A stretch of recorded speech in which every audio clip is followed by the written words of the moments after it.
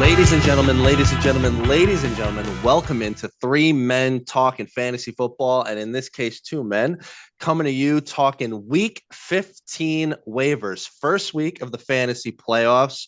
We are ready to dive in. We're ready to make some moves. How you doing, Mr. Lang?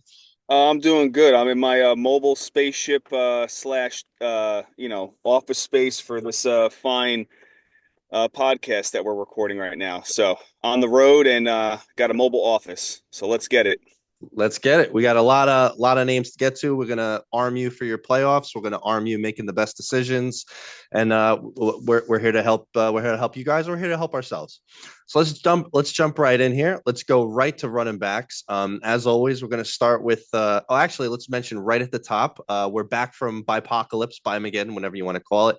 No teams on bye. So from here on out, every team, and all the players are going to be available to you. Yep. So as always, let's start with drop candidates. We got a lot of easy names right off the bat here. J.K. Dobbins has been placed on IR, so he's done for the rest of your season. Jonathan Brooks, regrettably, running back for the Towards Panthers. towards Yeah, the he's same ACL. yeah, it's awful for him because he really is a good talent. We'll see if he could bounce back next year, but he's done for this season. You could go ahead and drop him. And for some reason, now we should mention, I get that there are keeper leagues, etc., but it cannot be in the amount of the percent that we've been seeing on Sleeper and ESPN. So if you've got CMC or Austin Eckler, go ahead and drop them. They're going to be Yeah. completely irrelevant to you for the rest of the season. So, but again, Yeah, if you have a keeper league, but there's whatever. no reason to have those guys on your roster anymore unless it's a keeper league out, that you could keep any of those players based on draft position. Eckler obviously has a fine opportunity to be a keeper for next year based on where he was picked this year. So that might be one that you might want to just hold on to if you do have keepers. But yeah, if you don't have keepers, just drop them, move on. So beyond the IR people, Alexander Madison, uh, just say goodbye. He hasn't been Yeah. relevant since week 7, and even then, even whenever he was quote unquote relevant, like a volume king, he looked awful. He's got the health concerns going forward. Sincere McCormick has been performing in his absence, and Tommy's darling Amir Abdullah has been performing in his absence. I And will. if you have to play Alexander Madison as a player in your fantasy playoffs, there's something wrong. So Well, go ahead. yeah, I mean, and the other thing is, I mean, I know we're going to talk about Sincere McCormick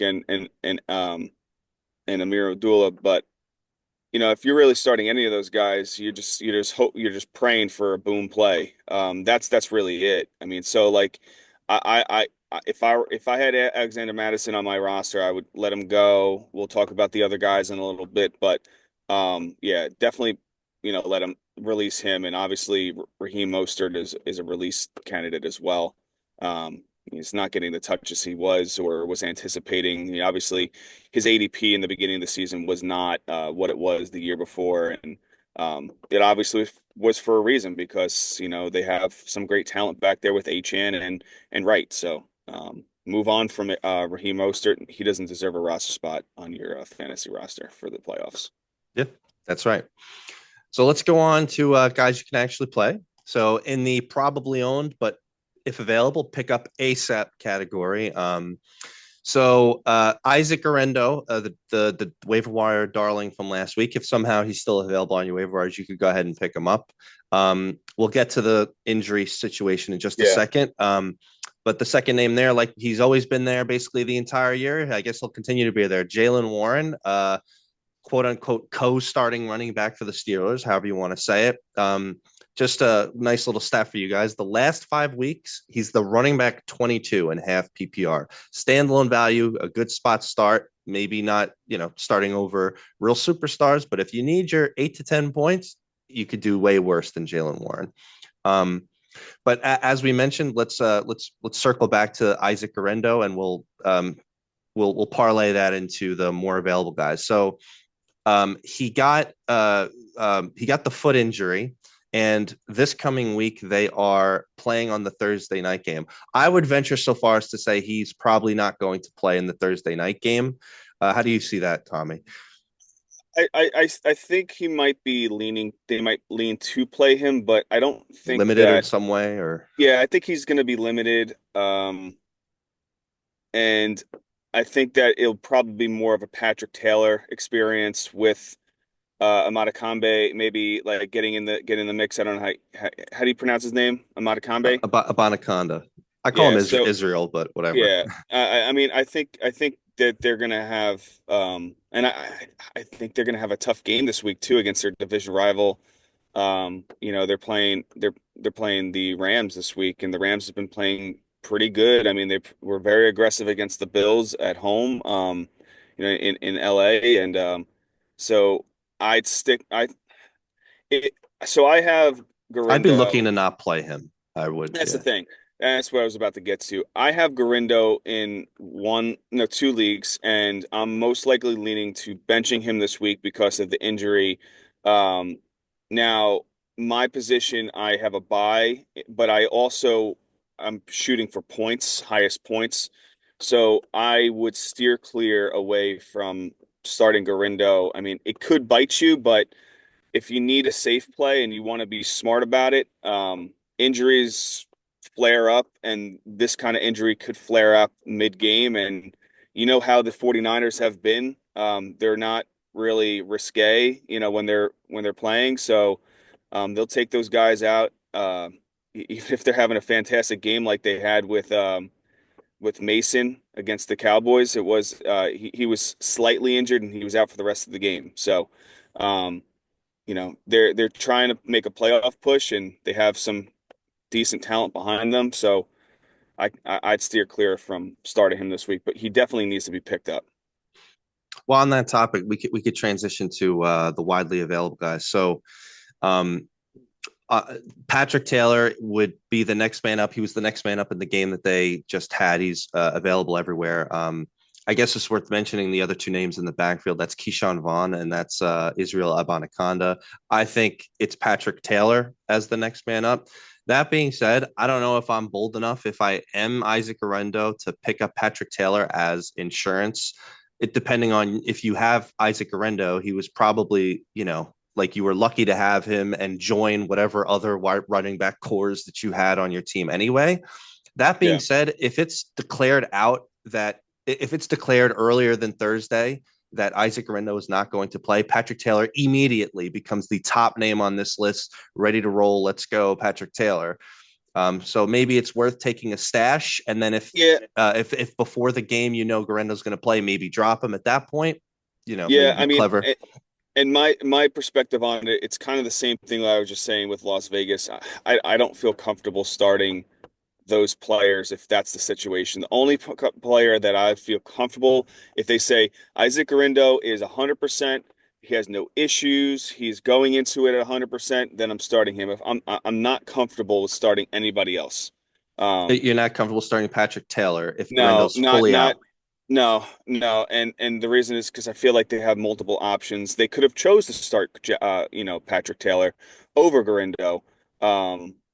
To start, they went with the better talent, and as you're going now down to running But they back could have they four. could have they could have chose to start Garendo over Mason. It's just the way the 49ers are, like you Well, said. it's It's just just the way it next man is. up. That's what I'm saying though is that now you're talking about 4A, 4B when it comes down Sure. to Patrick Taylor and Juszczyk.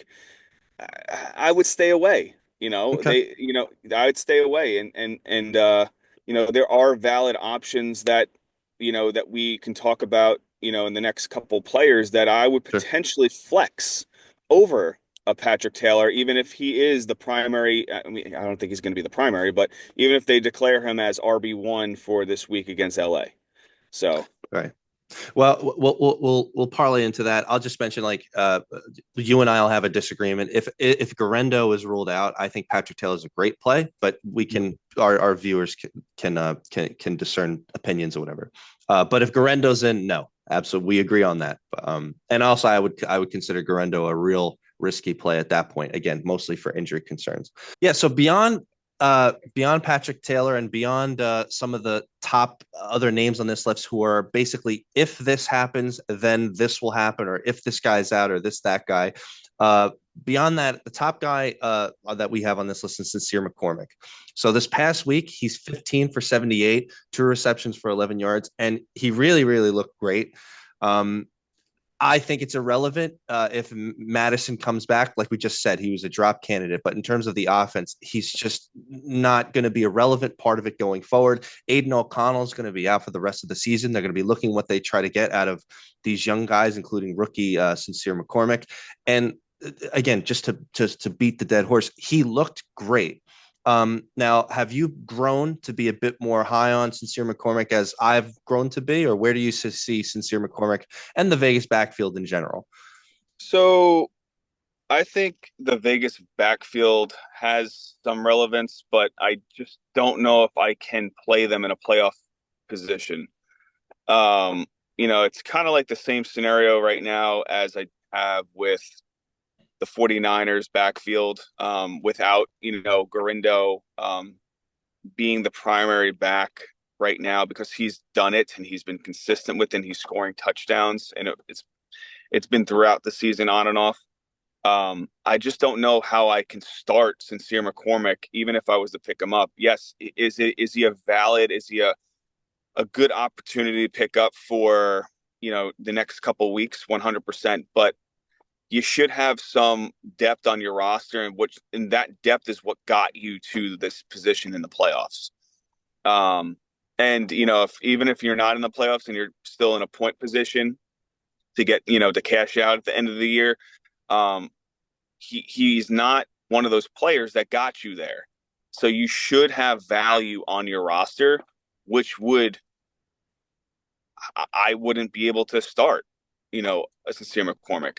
Now, if you're looking for a boom play, I still don't think he's your guy.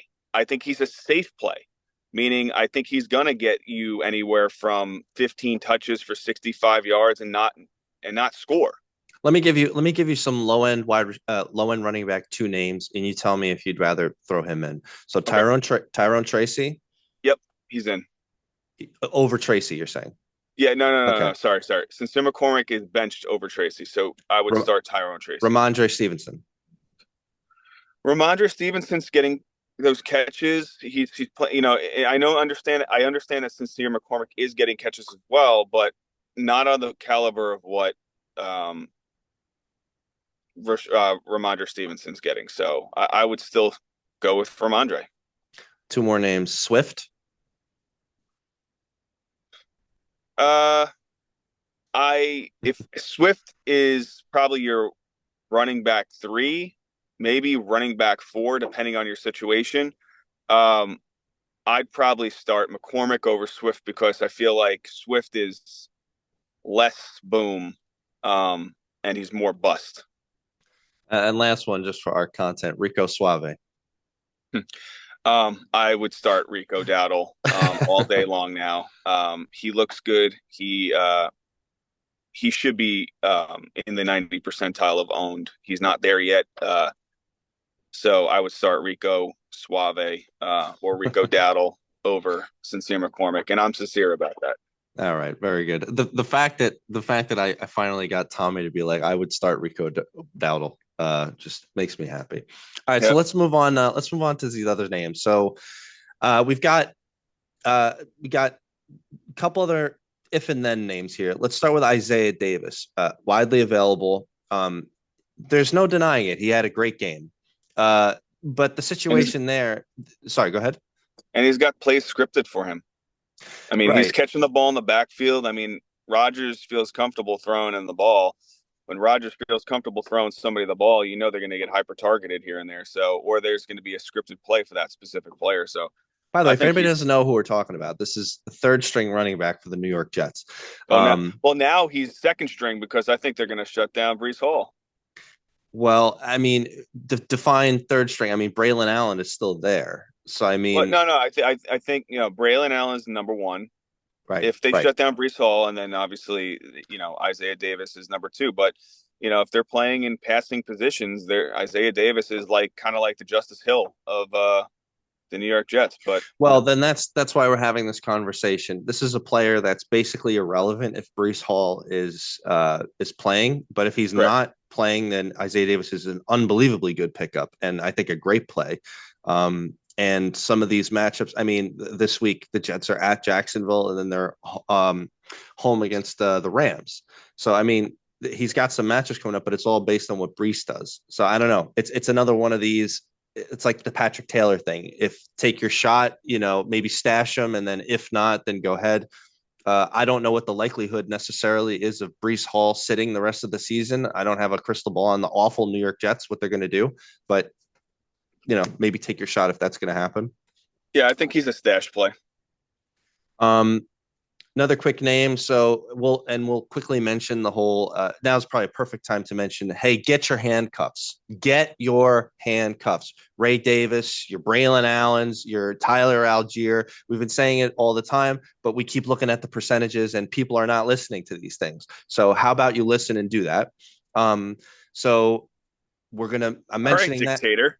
Yeah. So I'm mentioning that to talk about Kendre Miller. So we've been kind of lamenting the New Orleans backup situation basically the whole year, and it's clear now that Kendre Miller is back. He's out of the doghouse. He's out of the IR. There's no more Dennis Allen. So Kendre Miller had a nice game. He looked good. He got the touchdown kind of right off the bat. Yeah, He is the handcuff in New Orleans. and he hoarded that touchdown from Kamara. I mean, that Yeah. should have been a Kamara touchdown. So it really took away the value for Kamara this week coming up. This week pass against the Giants. So Kendra Yep. Miller is definitely a target. He's a good target. I think he doesn't really have much value for non-Camara owners, but like we said, you get your handcuffs, or if you want to take a shot on other people's handcuffs like Kendre Miller, hoping that somebody gets injured, it's better options than rolling out, whatever other Alexander Madisons you're going to roll out there or whatever. Yeah. Um, another quick name. So he just had his bye, so he might not be top of mind for people, but Jaleel McLaughlin, running back for Denver. So before the bye, Yeah. he was 14 for 84 and a reception before the bye. And both Tommy and I thought he looked great. He looked amazing. If I was Sean Payton, he would be the starting running back going forward. But we always joke about Sean Payton. How do you see Denver? Is he worth a pickup? Do you think he's going to take off after this, or they're just going to go back to Javonte? How do you see that? I think that the reason why he didn't get picked up last week was because of the bye. You did have it went up very by a fraction when it comes down to the pickups. And I think the smart people picked him up that week. If they had the roster space and they didn't need to start somebody and buy Apocalypse, number two, they were able to pick him up. I think that he's going to have a higher value pickup this week. I think he is leaning more towards the RB1 A over Jamal, what you call it, Javonte Williams. Yeah, I think he's going to be the RB1A over Javonte Williams because of the schedule that's coming up. They have Indianapolis. You have the Chargers, and then you have the what you call it, the Bengals. So I think those are games where that Jaleel McLaughlin is going to be heavily used. I think he's going to continue, and I think if you don't pick him up this week, it's going to be kind of like it's going to be a grind trying to get him the next week. And he does have start appeal when it comes down to your fantasy roster. So I think that I would probably flex him if I was able to pick him up this week. If I was balancing between two different players, I would probably lean more towards McLaughlin. I think I would, we were talking about Sincere McCormick starting and sitting against some of those players, but I would probably start Jaleel McLaughlin over Tyrone Tracy this week based on matchup. Yeah, and we should mention this is the first. If we didn't, let's hammer the point home. This is the first week of the playoffs, so we're starting to run out of time in terms of what's a quote unquote speculative ad, or a wait and see. Like at this point, this is 14 weeks of the season. If your speculation isn't going to hit the next week, or possibly the week after, it's not worth it. That's Yeah. why, handcuffs at this point are so much more worth it. Or guys that you have actually seen, hey, well, they're going to do it, and I might put him in the next 2 weeks. And that's why you made such a good point about the Sincere McCormick thing. It matters who's on your team. Would you actually play Sincere McCormick over guys on your team? If that's the case, then he's worth the pickup. It's also worth mentioning that maybe it's worth getting pickups to deny guys from your other team. Like if you have playing a team who's really wide receiver stacked and running back needy, maybe go out of your way to try to get a hold of some of these guys. Yeah, and you gotta be a smart fantasy football manager as well, and have to go out there and make some of those moves to kind of block some of those other teams that are trying to basically pick up a player that could produce on against you. So you'd rather be that those players be on your bench than going against you. Exactly. Last two names we want to mention. So just the Los Angeles Chargers backfield. So Gus Edwards he's pretty widely owned, but he had a pretty decent game. But it's worth mentioning Let's talk decent he had a decent fantasy game. But that's why I because of the wanted to bring him touchdown. up because of the touchdown. He's has a really bad average, and I think it's sad because I like Gus Edwards, but I think his days of just rolling in and just averaging 5+ yards a carry in his sleep, I think those days are over. But concordantly, Kamani Vidal, I thought he looked great. Yeah. He didn't get too much work. I mean, he goes 8 for 34. It's against the Chiefs. Now, this is what we were just saying about speculative. I wouldn't be surprised if he overtakes Edwards going forward, especially with Dobbins out. Um, that having been said, I don't know how much time there is for that to happen in the next 2 or 3 games. I mean, do you think that happens immediately? Do you think that happens at all? Or do you think Harbaugh just rolls with the two of them and it's not so valuable? How do you see that? I think Kamani Vidal is going to take over the running back role over there. He looks Immediately better. or over the next, I think it's going to be like a 70-30 split. next week? Yep. Really? Okay. Yep. Well, then that's relevant because then Kamani Vidal would be a really great pickup. Their next matchups here, they're home against Tampa Bay, home against Denver. Not the Yeah. best, but then And after that again, at New England. my reasoning behind it is because of how he looked running the ball. If you're watching the games and you're watching some highlights, if you look back and you do your research on this, Kamani Vidal definitely has a little bit more elusiveness. He's younger. He's not coming off the injuries that Gus Edwards and J.K. Dobbins had the past couple of years. Kamani Vidal is definitely more of a younger, elusive back. He does run hard as well. So I would lean towards picking up Vidal. Now, I wouldn't immediately plug him into your lineup, but say if you do have a bye this week and you're still playing for points, he might be somebody you might want to flex for an explosive opportunity to score a touchdown. And a couple, it could be anywhere from 10 to 15 touches and maybe a catch or two in the backfield. So I think that he could have a vital opportunity to put some good points up this week. Yeah, I always sometimes I like to temper expectations. I think that I think you're being a little bold because I like Kamani Vidal. And by the way, we call him Vidal Sassoon here, but I try to be more cautious. I wish I could have your optimism. I think that's going to take a much longer period of time. But again, we could have differing opinions about it. I think It's they're trying to figure out who's next year's running back. I mean, obviously J.K. Dobbins is going to be back, but I think that That's Kamani true. Vidal. I mean, if Kamani Vidal comes back and and he has a really good end of the season, he's that primary back. I mean, J.K. Dobbins will find himself somewhere else. I could tell you this just in terms of what you're saying. Let's say it's closer on the side of what you're saying. Let's say he has a good game against Tampa Bay. It doesn't mean Edwards is gone. But let's say he has a pretty good game against Tampa Bay. The next week after that, I'm going to be scared to start Vidal against Denver. And then what? That leaves basically championship week in the fastest way for him to be relevant. That would be the first week that either one of us would start him. It's pretty speculative. Yeah, I mean, I wouldn't feel uncomfortable starting him against Denver. I'd feel more.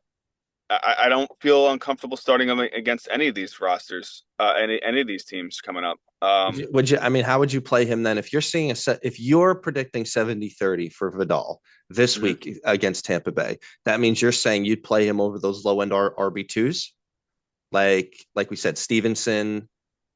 Yeah, I might play him over Stevenson this week. Okay. Okay. Yeah, I think it's because he has more of an opportunity to score a touchdown, and he has more. He's he's gonna be getting more touches, and he's low owned. Stevenson has been kind of diminishing over the season, and the offense is more of a pass friendly offense right now because they're playing from behind. So I think that basically Kamani Vidal, they're going to be able to control it, be a little bit more stable game for the running game for the Chargers this week.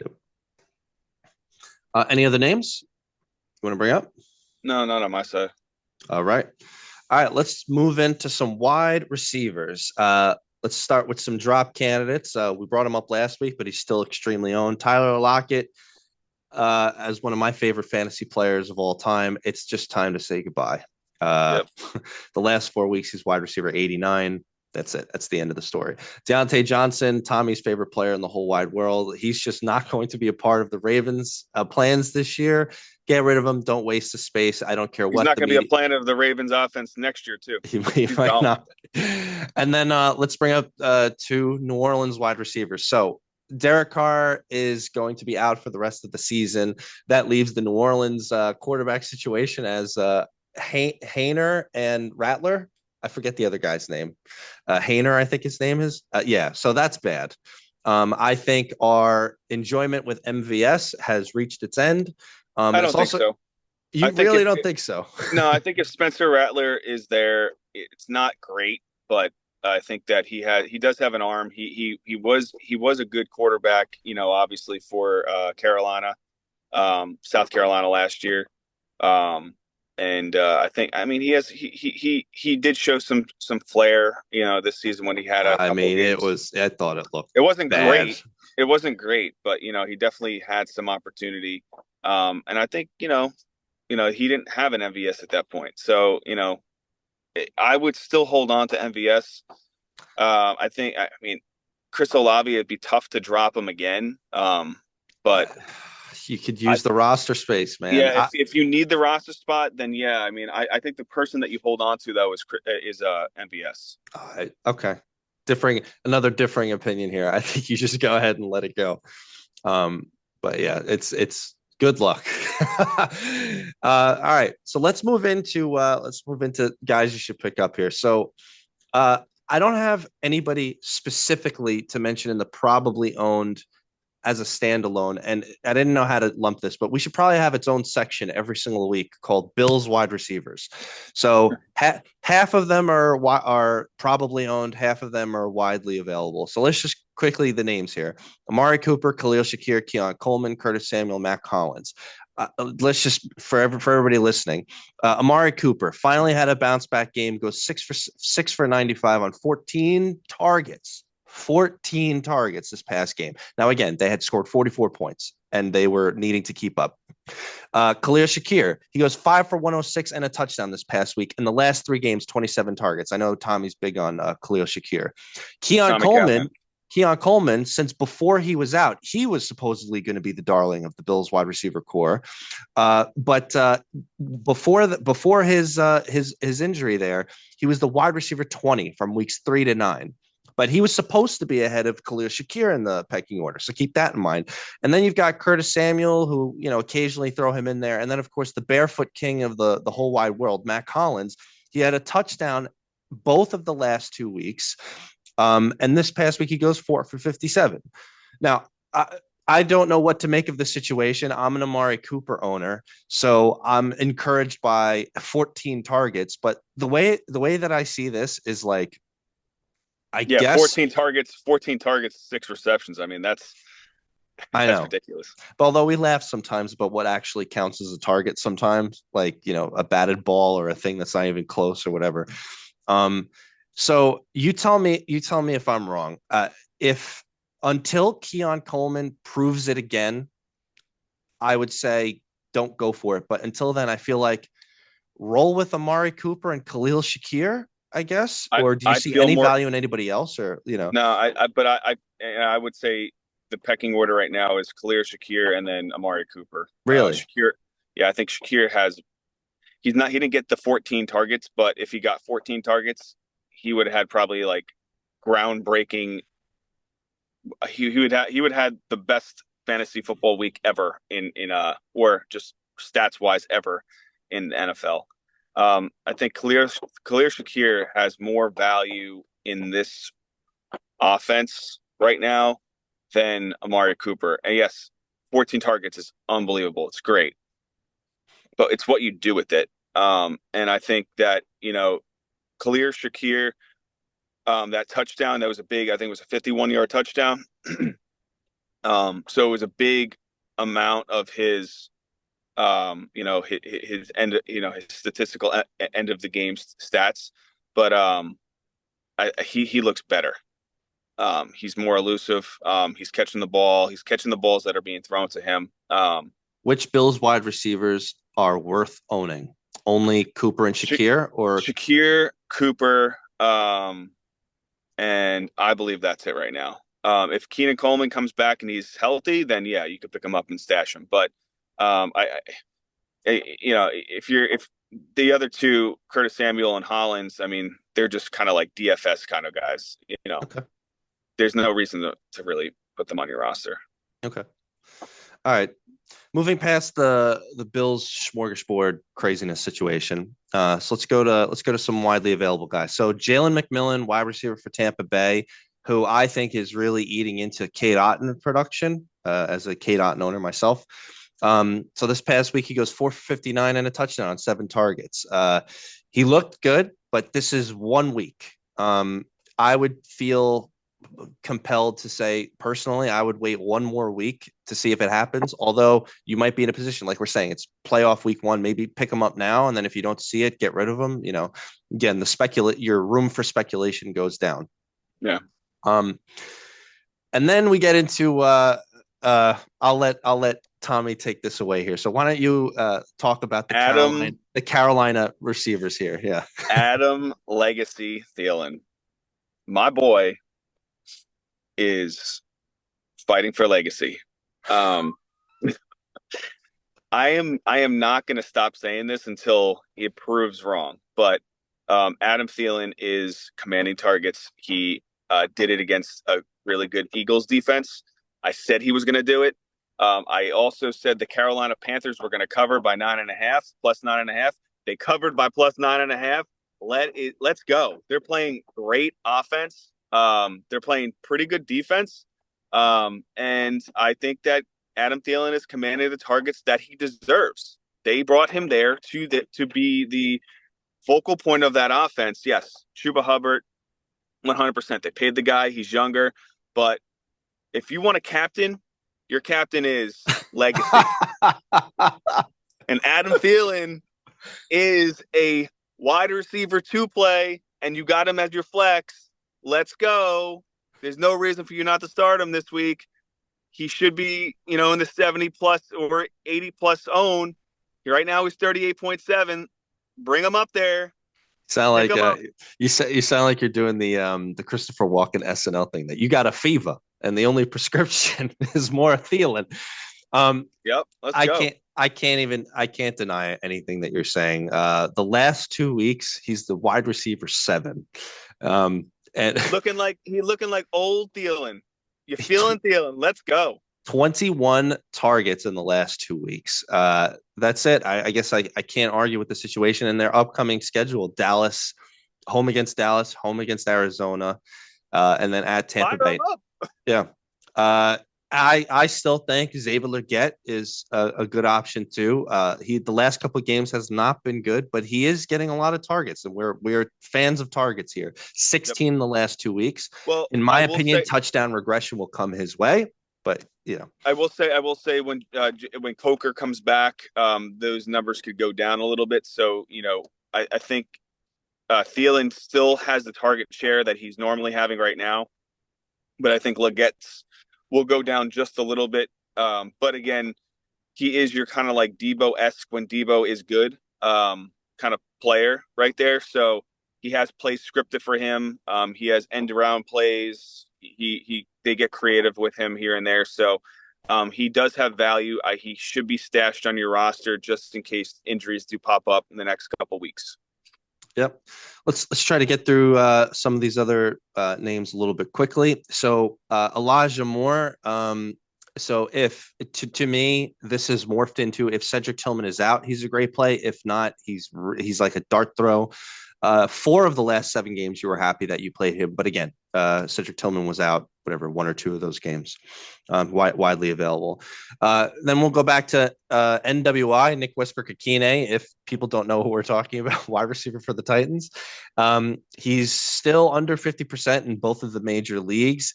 He broke the chain this week. He did not get Yeah. a touchdown, but he was close to one. He was very close. But we talked about Tennessee. Their schedule is so good coming up. He has a shot to be back in the action. His upcoming schedule here. So home against Cincinnati, then at Indianapolis, and then at Jacksonville. Again, they were Yeah, just he shut. had. I mean, They were just shut he had, down by Jacksonville. But yeah, he had a rough game. He had a rough game. I mean, yeah, he had one reception for 19 yards. That's not. It's close to what he was having when it comes down to receptions. He's having two or three more receptions per game with, on average 40 to 50 yards per game. But it was the touchdown what basically made him, consistent. And again, it was the touchdown element was consistent week in, week out. And I think it's still going to be valid and viable for the next couple of weeks. So you might have some managers that had him and they are going to drop him because of the week. So his number might go down a little bit, but I think he's still somebody that needs to be stashed. Let's move on to the Chargers wide receiver situation. So Quentin Johnston, he had a bounce back game. Both Tommy and I are 100% in agreement on, hey, if you think he could catch the ball that week, go for it. If you don't, stay away. And Josh Palmer had a nice game in Ladidi Mekonkey's absence. I think Josh Palmer is one of these quote unquote handcuff wide receivers. If Lad plays, Josh is irrelevant. If Lad doesn't play, fire up Josh Palmer with some level of confidence. And their next couple weeks, Tampa Bay, Denver, New England. Yeah, Yeah, I don't see it any different. And then just two other quick names who are actually more widely owned, but it's worth mentioning. So we actually mentioned Roma Dunze as a drop candidate last week. I was probably the strongest on it. The second that I mentioned that, he goes out and he has an amazing game. Sometimes how things go. I still think that it's worth mentioning that this past game where he gets two touchdowns, he only had 5 targets. I see him as the third name in that pecking order. But if you want to that's him take as your the fourth name. yeah, if you want to take your shot on him, go for it. I just can't see how the Bears are going to sustain all of that production. And then so we could probably have a whole nother segment like the way that we had on the Bills. We could probably have a whole segment on the Packers wide receiver situation. To me, other than Jaden Reed, the only other wide receiver in Green Bay worth owning is Christian Watson, but it's as Yeah. boom bust as you could get. Well, and that's what I said. And that's what I said last week. I mean, if we were talking about all these guys and one of those players that I would probably pick up and potentially start last week was Christian Watson. Christian Watson had a nice game. He could have had a couple more bigger plays that he did drop the ball. But I do think that, Christian Watson is a valid pickup. He could be a valid start the next 2 weeks against in Seattle, and then basically against New Orleans. He could have anywhere from 5 to 7 targets in the next 2 weeks, with over 100 yards and a touchdown. So I would definitely pick him up and potentially start him in a flex.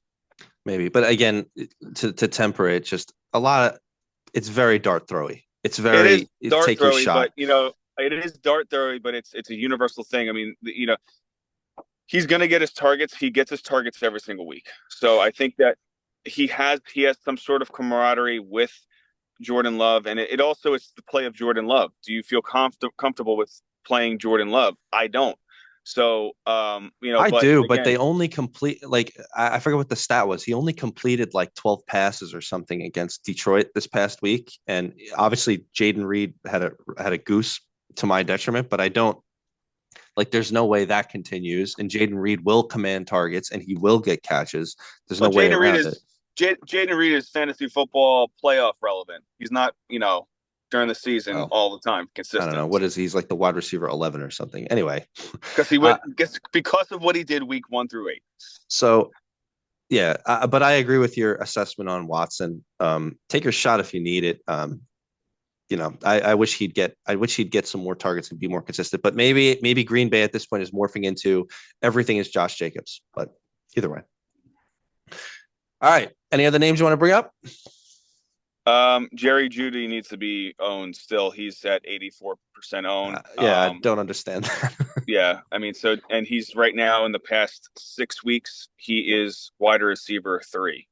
55 targets, 38 receptions, 678 yards, 3 touchdowns. 38 touchdowns. He should be 100% owned. And he's got some pretty good matchups moving forward. I think. Again, even if matchups, I think they're matchup depend. They're not really they're matchup proof. So I don't find an issue with that. And another player that I would probably pick up, obviously, is Jordan Addison. He's 80% owned right now. Um, the You can't anticipate him having the same week he had last week every single week, but again, he's a boomy player. He has a floor. He's not a zero play, so he's not going to get you a donut most likely. But he's going to command about anywhere from 3 to 5 targets minimal. And then he could have his games where he has 10 to 15 targets and has these big plays. So I think he's a value pickup, and he should be in the 95+% owned. Let's move on to tight ends. Drop candidates. We have two easy names and probably two contentious names. So Dallas Goedert, he's been it's actually kind of sad because I'm a fan of Dallas Goedert. He's was placed on IR, so Yep. he's done for the year. You could say goodbye. And then Kyle Pitts, we talked about it last week. He's still like 80% owned across multiple leagues here. He's since week 9, he's the tight end 45. Say goodbye, move on, stop wasting the space. It's never going to happen. And to my detriment, thinking that the Falcons were going to have a great game against the Vikings, it's just not going to work. Kirk does not look good. It's done. Say goodbye to Pitts.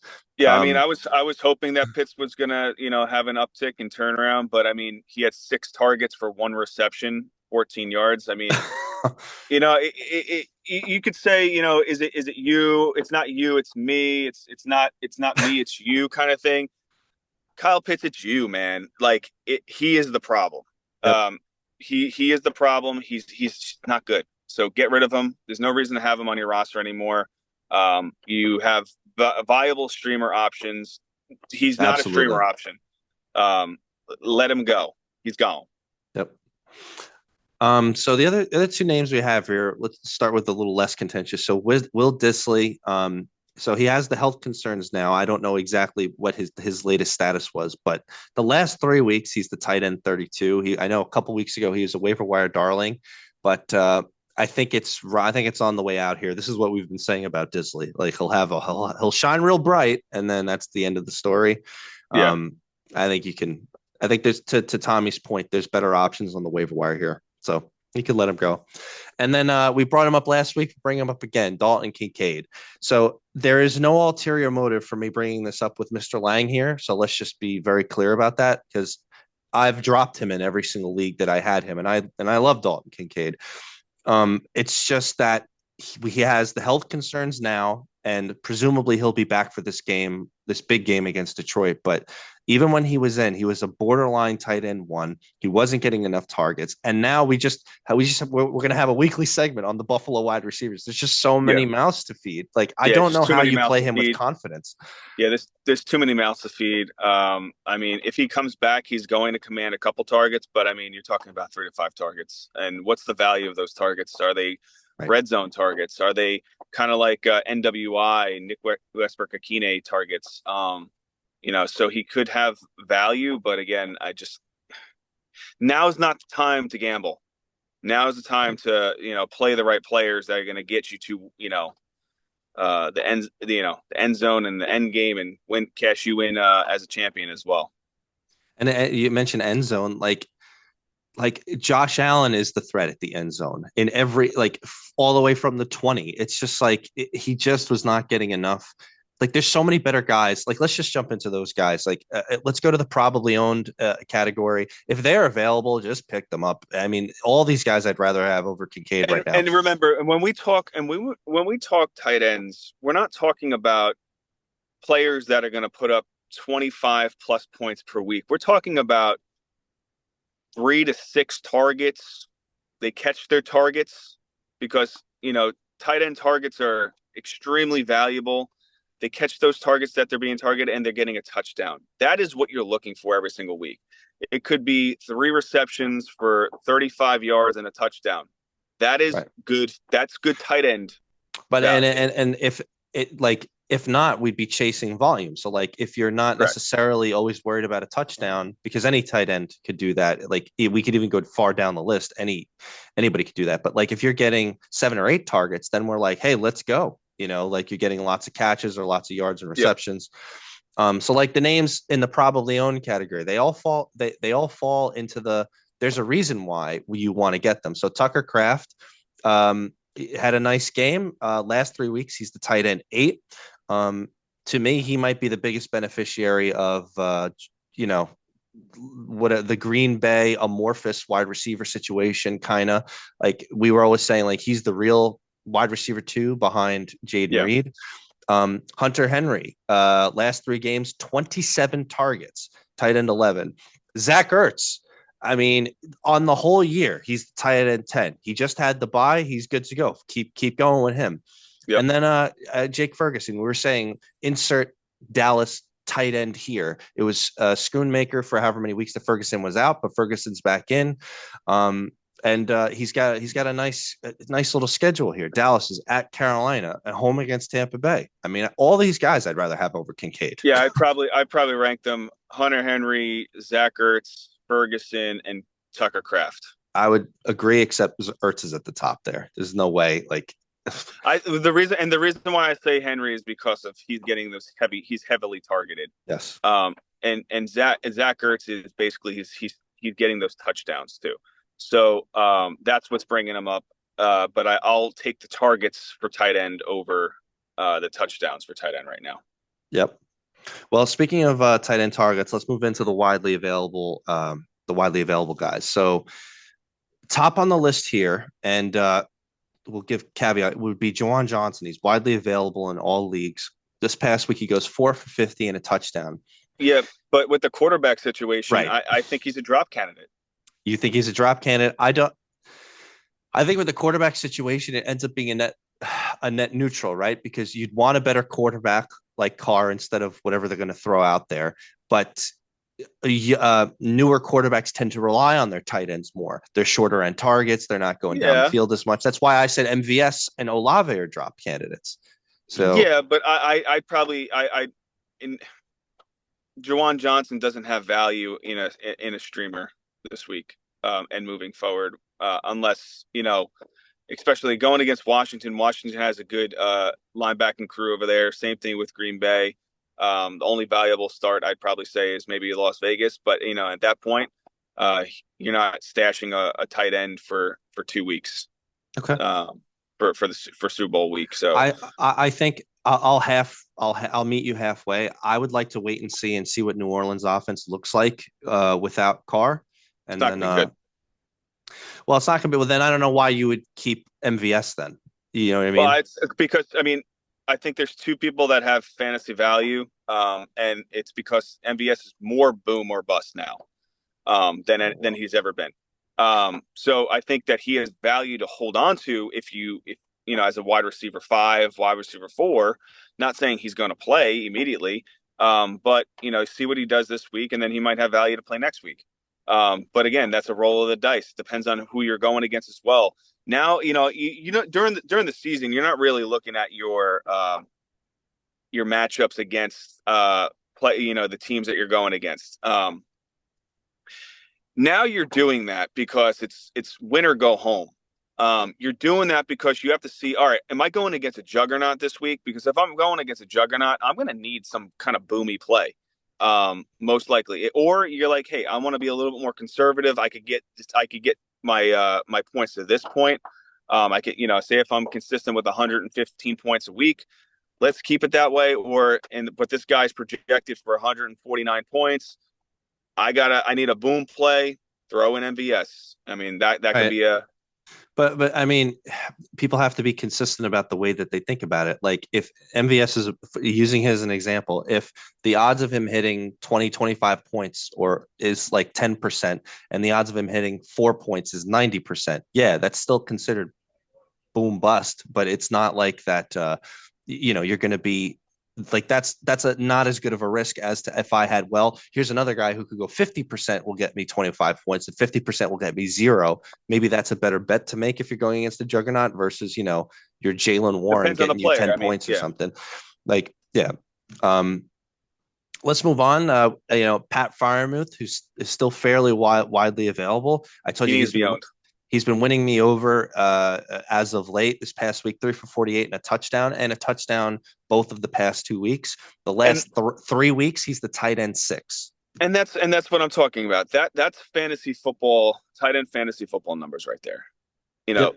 you get the touchdown, 3 for 48 and a touchdown. That's what you're looking for as a week in, week out play. And yeah, Russ is looking for him. And another name here, he had a great game, and like we said, Dallas Goedert is on IR. So Grant Calcaterra, the next man up, tight end for the Philadelphia Eagles, available everywhere. He goes 3 for 16 and a touchdown. Now, I'd like to see him getting more yards. And in Philadelphia, the whole business with AJ Brown, they're talking about the low passing offense. The pie is not that big. I think that's going to open up to some degree. Like we always say, whiny mouths. Yeah, well, I think at this point, shut up. Because like, Well, they're winning. you're winning games. Don't do something that's going to affect the camaraderie of a team that is playing good football. Would you So would you pick up Calcaterra over Juwan Johnson then, yeah, or is it like, to me he's another wait and see? But no, yeah, I play Calcaterra over Jawan Johnson all day. okay. I think, yeah. I mean, take a shot. Again, depends on what your team is. Not everybody has Trey McBride. I mean, or George Kittle at this point. So Yeah, yeah, do what you got to do. Uh, so we talked about it last week, the quote unquote tight end handcuff situation. We won't reiterate that whole conversation. We'll just mention, suffices to say that Isaiah Likely and Noah Gray, who have some standalone value on their own, who have much more value if Kelsey or if Andrews were to get injured. Um, I don't know necessarily if I'd be willing to roster them if I don't have those guys on my team. But if I do have those guys on my team, I'd be much more likely to roster them as quote unquote insurance. That having been said, call your shot if you want to hold two tight ends on your team, especially at this point of the season for the next 3 weeks. Maybe it's worth it versus having backups that you're never going to use. Have yeah. your insurance to make sure that you're insured against, God forbid, something happens. So it's worth mentioning. Any other tight end names you want to bring up here? No, I mean we discussed the handcuff tight ends. I think that's it. I mean, the drop candidates are pretty obvious. And then your streaming candidates are obvious as well. So, if you guys have any questions, you always could drop comments. Who should I add? You always can, ask us questions in the video drop Yep. down. We'd be happy to help. All right, so let's move on to quarterbacks and defenses. Now, up until now in the season, we've been playing around with maybe some little games or with just some little comments here and there about who's got some good matchups and why we would pick up this defense and then drop them, or pick up this quarterback and drop them. And we've been very, very good about explaining, like, we're trying to do the best that we can to describe guys who are very widely available in your leagues, because not everybody could just pick up Tua Tagovailoa anymore, for example. So, of the guys who are very widely available at quarterback and defense, we're going to have a conversation now how you handle it in the playoffs, how you look at matchups, how you predict going forward, etc. So, do you want to take it away a little bit here? Yeah. So I always project my players that I'm looking at. Doesn't matter if it's quarterbacks, running backs, receivers, whatever it is. I always go based on, especially now, a 6 week parameter. I want to see what the consistency ratio is. Obviously, I want to see the last two games as well, but you want to see a wide, overall, because if you don't, you're kind of shooting yourself in the foot. You don't want to be chasing last week's numbers. You want to be chasing the last 6 weeks' numbers because those are the numbers that are giving you a really good consistency ratio. So, personally, in the quarterback parameter, I'm looking at, obviously a Tua, that you said is probably not available, but he is 73.7% owned. So there is an opportunity to pick him up. Now, Tua also is, he's sacked 14 times in the past 7 weeks. Um, he has been knocked down 6 times. So the numbers, because they're protecting him more. They are being blitzed at 41. They've been blitzed 41 times, and hurried at 19. But he's not taking these massive hits like he was early in the season. So I think that, and obviously the offense has been rolling a little bit more consistently since Jonnu Smith is beginning more involved. It's opening the door for obviously your Tyreek Hill, for your pass in the backfield for Achan, and also Jalen Waddle is getting back in the mix. So he was definitely a play that I said start him this week with confidence, and he had some numbers. But going back to the quarterback, you got Tua. You also have a Matthew Stafford, who right now is in the past 7 weeks. He is quarterback number 7. Matthew Stafford is 38% owned. He needs to be rostered. He's a viable streaming quarterback. Jameis Winston is a viable streaming quarterback as well. He's matchup proof and he's at 19.9% owned. So these are quarterbacks that I'd feel comfortable every single week starting. And obviously you're looking at your matchups. But Kansas City, for Jameis Winston going against Kansas City, Cincinnati, and Miami, I think those are great plays for the rest of the playoffs. And he is put him in your lineup and let him ride you to glory, kind of play. I think Stafford has a tougher matchup the next couple weeks, but you know what Stafford does in tough matchups, he wins.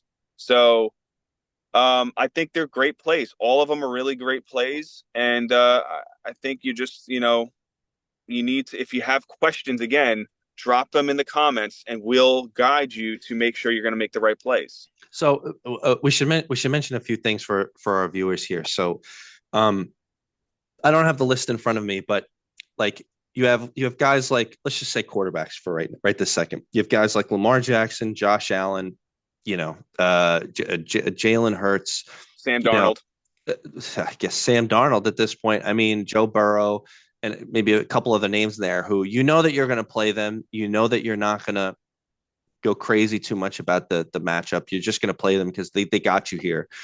After that, you're going to be looking at matchups. These are Mm-hmm. quarterbacks and defenses. These are the two positions on your fantasy team that are one completely matchup dependent. Um, it's why we say all the time about things like Jared Goff. I mean, like it's matchup dependent, and now even Jared Goff this year, it's just like doesn't even matter the matchup. He could go for 5 touchdowns and they could win by 50, or 0 touchdowns and they could win by 50. What we're talking about is looking at the matchups in conjunction with what Tommy is saying about you need to look at the last 2 weeks, the last 6 weeks to be like, what have they been doing against like matchups, and then make a judgment call. So, like we said, not everybody's got Tua, who's been really awesome the last couple of weeks. So we got a couple, we got a bunch of names here in the widely available, and it's worth mentioning, some of their matchups. So Tommy mentioned Matt Stafford. The next 2 weeks are pretty good for Stafford, at San Francisco Yeah. and then at the New York Giants. That's your first 2 weeks of the playoffs right there. Jameis, who didn't have the best game this past week, but coming up here, he's home against Kansas City, at Cincinnati. Dare I even mention Aaron Rodgers has had a great game, and he's got an amazing two matchups here at Jacksonville, home against the Rams. Will Levis, who somehow got shut down by Jacksonville this past week, I'd be more worried about starting. He's widely available. Next two matchups: home against Cincy, at Indianapolis, another great set of matchups. I would be staying away from Caleb Williams, especially this week, and he's much more widely available anyway. But he's there, and then Drake May, who has shown so many flashes of talent this year, but he's another one with some bad matchups. He's at Arizona, especially this week after he's at Buffalo. I mean, it's just we're hammering the point home about matchups. That's Yeah. why. And I will and just to piggyback off that, there is one player that I'm going to say he is a potential for streamer options. He is a potential league winner, and it's because of how he's been playing. Again, I know I spoke about Jameis Winston this way, but I do think that Bryce Young has really good matchups in front of him. I think he is a play that can win you a fantasy football championship. And What are Carolina's matchups coming up here?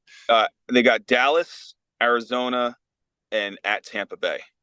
I'd be I'd be nervous about Arizona, but you're right. They've been playing a lot better.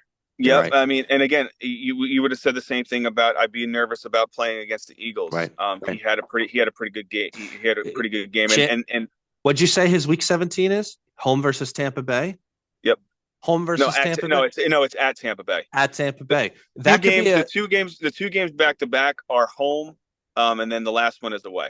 week 17. I mean, he could have a great game against Tampa Yep. Bay that week. He could end up like being, and like you said, for anybody who doesn't have Lamar Jackson, Josh Allen, and stuff on your teams, I mean, you're going to have to mix and match these guys. Yeah. I And mean, by the way, again, that is my bold play for the next pickup and plug and play. But I'm pretty confident that he's going to have some top 10 numbers. So he is a starter. He is a starter for fantasy. of all the names that we mentioned who are widely available, my personal opinion, uh, this week, I would probably, and I can't even believe I'm saying this, I would probably, Stafford would be higher, but probably Rodgers after that. But I'm only worried about Winston this week because of Kansas City and what they do. After that, I think Winston is going to win people championships in week 16 and 17. He's at Cincinnati and he's home against Miami. Again, widely available. And then I would stay away from Caleb Williams. Defenses are in the same kind of category. You're only looking at matchups. And so I want to mention for our viewers here. So there's a couple of teams who were on purpose who we're targeting. And at this point, I'll just quickly mention them. So we're going hard trying to target Jacksonville, Las Vegas, New Orleans, the Giants, and Tennessee because of their quarterback situation, how bad their offenses have looked, etc. So for that reason, this week, just off the waiver wire, you've got a bunch of defenses widely available. You could pick right up and punch right in. You got the Jets at Jacksonville this week, Falcons at Las Vegas, the Commanders at New Orleans now. God knows what they're doing with their quarterback situation. I think Commanders are the start of the week. At New Orleans, I agree with you. The Ravens, who have dipped under 50%, they're at the Giants this week. And then the Bengals, who I don't think I would have the intestinal fortitude to pick them up and play, considering how awful they are. That having been said, they're at Tennessee, and Tennessee was just shut down by Jacksonville. So I mean, you know. I mean, we did say that game's going to be it's not going to be a fun game to watch, and it's going to be under. I would take the under on that one. So. Right. And I have, and for our viewers, I did a little digging here. And so I've got 3 defensive names that like Tommy was just kind of mentioning about, man, take your shot on Bryce Young in week 17. But I've got 3 defensive names out of left field that could win you championships. Not this week, but week 16 and week 17. I got 3 defensive names for you. Raiders, week 16 and 17, home against Jacksonville, at New Orleans. The Jaguars, home against Vegas. Sorry, at Vegas, home against Tennessee, and then the Colts. Week 15, home against Tennessee, and then 17 at the Giants. All three of these defenses available in Yeah, every single league. I They don't. could win you championships. I think that's a little bold right there, talking about the next couple of weeks because you don't know what's going to happen on that offense. Things could change drastically. But I agree with you. I mean, I think the only one that I'd feel comfortable with plugging in is probably the Raiders, based on the next 2 weeks of matchups after this week Yeah. against Atlanta. But I think the Raiders defense has been playing well. You know, they've been doing what they need to do to contain or keep themselves in games to an extent. Right. And like we were elucidating before, with quarterbacks and with defenses, you need to look at your matchups. And like we were just saying now, look at your next week matchup. If you're in a bye situation this particular week, you should definitely be looking at your next week situation. Even if you're in you're actually playing this week, definitely try to look at the next week and the week after. But that does not mean that you sacrifice this week at the cost of for the cost of trying to do something for next week, Yeah, because you have to win this week first. You have to yeah, get past this particular thing. So don't waste, if you can't afford it, your roster needs it or whatever. But it's worth pointing out. yeah. Um, any other final thoughts here, sir? No, just wanted to thank everybody for tuning into this video. Again, if you guys can share, subscribe, click the alarm bell. Basically, you'll get notified every single time a video is dropped or a short is dropped. We appreciate the followers and you guys tuning into all our videos, and we're looking forward to continue to drop content even in the off season. We're going to be discussing some content we're going to be dropping during the week. So yeah, just keep tuning in. We appreciate you guys, and you guys are what make all of us want to come do this every single Tuesday and Wednesday. So again, we appreciate it. Subscribe, and see you on the next one. That's right. Thank you, everybody. Thank you.